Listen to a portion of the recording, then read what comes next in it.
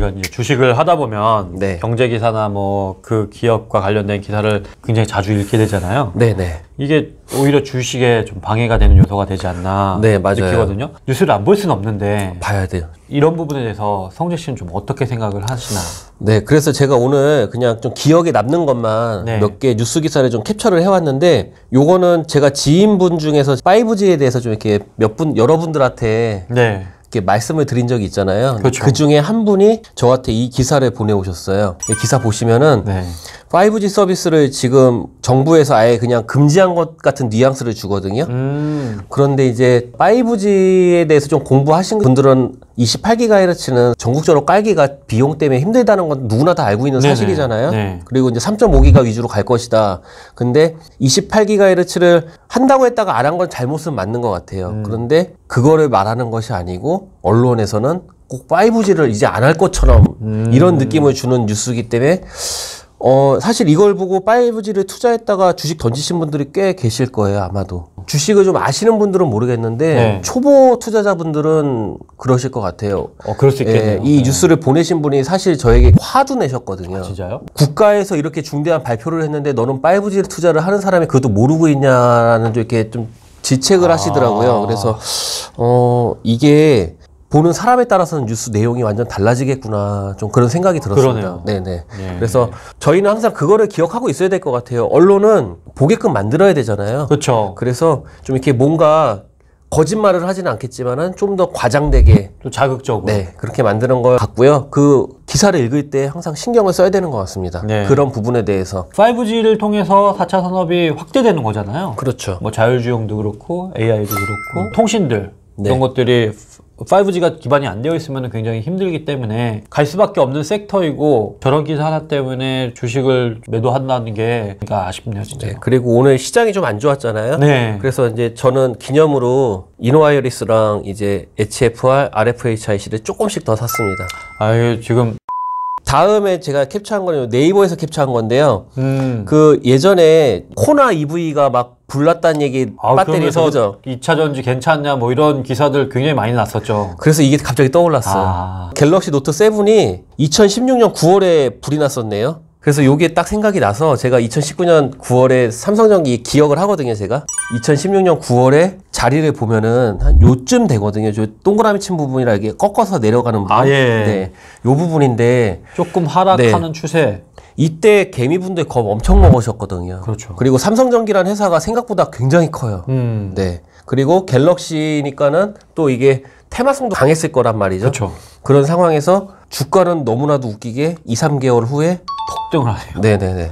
많이 생각하실 거예요. 그 악재 뉴스가 터진 다음에 주가가 날아가고 좋은 뉴스가 나온 다음에 또 주가가 오히려 안 가고 이런 걸 많이 경험하셨을 텐데 어떻게 보면은 이 갤럭시 노트 7의 화제 때가 이런 게 좀 많이 반영된 게 아닌가 그런 생각을 했고요. 그 다음에 요것도 유명한 화제인데요. BMW 불났던 거 기억나시죠? 엄청 뉴스였죠. 거의 한 3개월, 4개월 동안 뉴스에서만 나온 것만 해도 한 열 몇 대 불탔을 거예요, 아마. 네. 이게 기억나는 게 네네. BMW는 주차장이 있고 안 된다고. 맞아요. 우리는 BMW 차량 안 받는다고. 네네, 맞아요, 그렇게 맞아요. 딱 그 앞에서 팻말로 해갖고 네.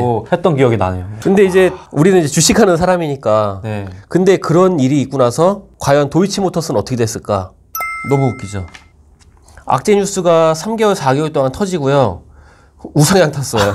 근데 그것도 거의 2배 이상. 좀 약간 배신감 같은 거 느끼지 않으세요? 그러게요. 네. 그리고 요건 또 다른 건데 LG화학 그 인도 공장에서 가스 누출돼서 사망 사고가 있었어요. 그리고 마을 주민들 전체가 막 대피하고 막 난리도 아니었거든요. 예, 이것도 뉴스에서 나왔고 LG화학 괜찮냐, LG화학 뭐 인도에서 철수해야 되는 거 아니냐, 뭐 이런 얘기 나왔던 것 같거든요. 요때 같은 경우는 LG화학이 좀 지금같이 2차 전지하면 LG화학 이런 느낌이 아니고 이제 좀 부각되기 시작하는 시기였거든요. 네네네. 네, 그랬는데 요런 일이 터져가지고 와 이게 LG화학 투자하는데 굉장히 겁을 먹었었던 것 같아요. 저도 좀 약간 불안했었거든요, 사실. 저는 이제 와이프랑 같이 투자를 하잖아요. 네네. 와이프 계좌에 있는 것도 이거를 매도를 시킬까 말까 굉장히 저는 고민했었어요, 이때 당시에. 근데 이제 그냥 가져갔거든요, 요때 당시는. 가져갔길 잘했죠. 요때가 5월 7일이에요, 가스 누출된. 네. 근데 너무 더 웃기지 않아요? 그 이후로 네네. 완전 폭등하네. 네. 30만 원대의 주식이 70만 원까지 가요. 네. 지금 성주 씨가 자랑하시잖아요. 와이프 계좌, LG화학 계좌가 200% 수익률을 찍고 있다고. 왜냐면 저희 겨울부터 했으니까요. 작년 겨울이요? 네네. 네네. 말씀을 들어보니까 네. 성주 씨가 좋아하는 앙드레 코스톨라니의 네. 그 어록이 생각이 나네요. 주식에 투자하고 난 다음에 수면제를 먹어라. 그리고 푹 자고 난 다음에 일어나라. 그러면은 그렇죠.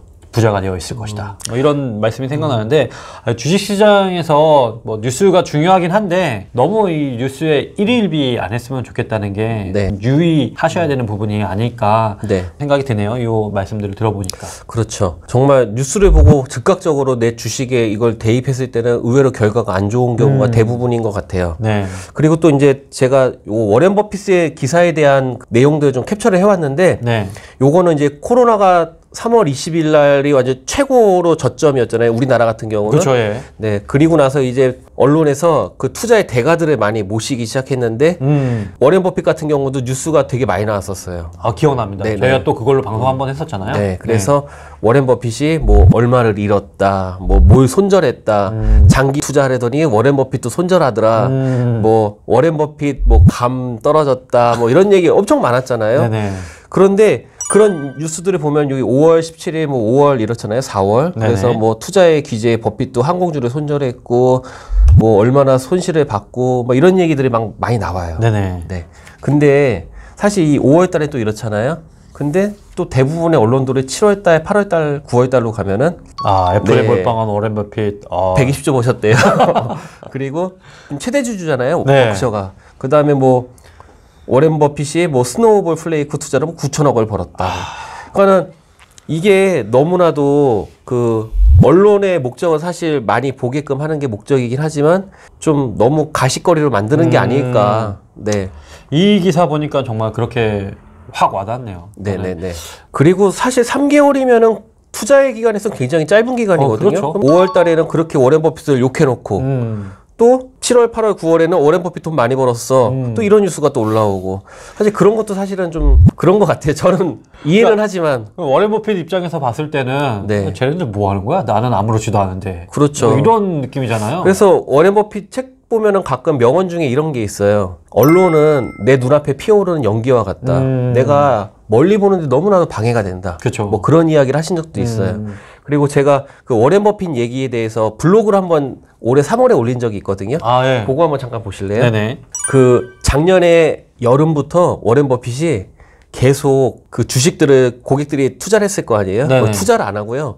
계속 현금을 모으던 시기가 있었어요. 아, 예. 그때 한번 말씀하셨었죠. 작년 여름에, 그러니까 8월부터 11월, 12월까지. 근데 그때 당시에 미국 주식이 굉장히 좋을 때예요. 좋을 때인데 워렌 버핏은 투자를 안 하고 계속 현금성 자산이랑 뭐 금 같은 거 있잖아요. 채권 이런 것만 계속 모으는 거예요. 그래서 이 블로그를 보시면 네. 3월 20일이면 정말 그 코로나19로 인해서 정점이네. 정점이죠. 네네. 최고죠. 네. 그때 제가 이제 블로그 내용을 보여드릴게요. 주주들이 따졌다. 왜 150조의 현금성 자산을 투자하지 않고 들고 있는가? 언론에서도 기사화를 했었다. 그러니까 버크셔 같은 경우는요. 작년 8월부터 12월까지 미국 주식 굉장히 좋았거든요. 그랬는데 그때도 투자를 안 하고 계속 그냥 현금화로 시키고 있던 거예요. 네네. 근데 이제 찰리 먼거랑 워렌 버핏이요. 주주총회. 주주들한테 얘기를 해요. 항상 어떤 기회가 왔을 때 우리가 잉여 현금을 가지고 왔던 걸 기억해라. 뭐 그러면서 이거 좀 소름 돋았어요. 저는. 그때 황금으로 된 비가 내릴 테니까 밖에 나가기만 하면 된대요. 애플로 120조 벌었으니까. 네네네. 충분히 그럴 만하네요. 네네. 그리고 이제 항상 투자적인 중인 현금은 많다 뭐 이런 얘기를 하는데 이제 이런 식으로 말씀을 하셨었고요. 그 제가 보여드릴 거는 기사를 보여드리려고 하는 거거든요. 네. 그래서 보게 되면은 요거는 2019년 11월 기사예요. 근데 버핏이 역대 최대 150조의 현금을 보유하고 있다. 그리고 요거는 10월 거예요. 네. 버크셔에서의 주주들이 워렌 버핏은 멍청이라고 했대요. 이유는 투자를 안 한다. 안 해서. 네. 그리고 또 요런 기사도 있어요. 요거는 8월 거예요. 현금 보유량 최대인데 뭐 욕했다는 얘기거든요. 그리고 이해도 돼요. 주주들이. 이분들은 버크셔 해서웨이 주주분들은 매년 20%씩 복리로 수익을 보시던 분들이잖아요. 그런데 내 돈을 안 굴려? 이거는 이해가 안 되는 상황인 거죠. 그렇죠. 네. 그리고 여기는 2019년 11월 건데요. 기업 사장을 멈춘 버크셔 현금 사상 최대 보유. 뭐 이런 식으로 계속 언론에서 나왔어요. 네. 근데 제가 이제 저는 좀 열받아가지고 저는 워렌 버핏 굉장히 좋아하잖아요. 그래서 현금을 많이 들고 있다고 멍청이란다. 뭐 이런 식으로 막 써놓긴 했는데 네. 사실 냉정히 따지면은 1월 말에 중국에서 코로나19가 터지잖아요. 네. 근데 이런 팬데믹에서 정말 주식을 잘하는 사람은 현금을 가장 많이 갖고 있는 사람 아닐까요? 그렇죠. 저희가 항상 네. 코로나 이후로 네. 방송하면서 우리가 20-30%의 현금 보유가 얼마나 중요한지 다시 한번 그렇죠. 깨닫는 시기였다. 뭐 이렇게 방송을 계속 했었잖아요. 네. 괜히 네. 오마의 현인이 아닌 것 같아요. 너무 신기한 게 코로나19를 알았을까요?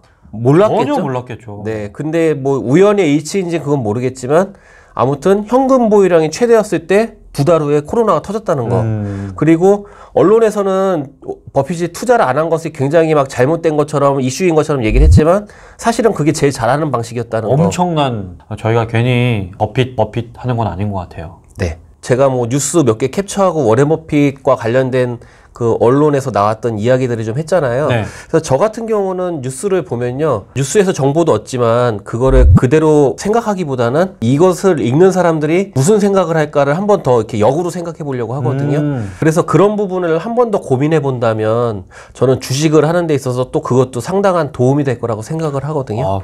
제가 이제 모임에서도 가끔 뉴스를 믿지 마라라는 식으로 말을 많이 하는데 좀 불편한 표정을 짓는 분들이 많아요, 사실. 근데 주식은 돈을 벌려고 하는 거고 그다음에 언론을 통해서 주가를 사실 많이 이렇게 흔들잖아요. 네. 근데 그런 거에 대해서는 좀 약간 같이 휩쓸리는 게 아니고 역으로 이용할 수 있는 저희가 됐으면 좋겠다라는 생각에서 좀 이런 것도 몇 개 캡처해 왔습니다. 예, 감사합니다. 네. 저희가 뭐 뉴스를 안 볼 수는 없지만 네.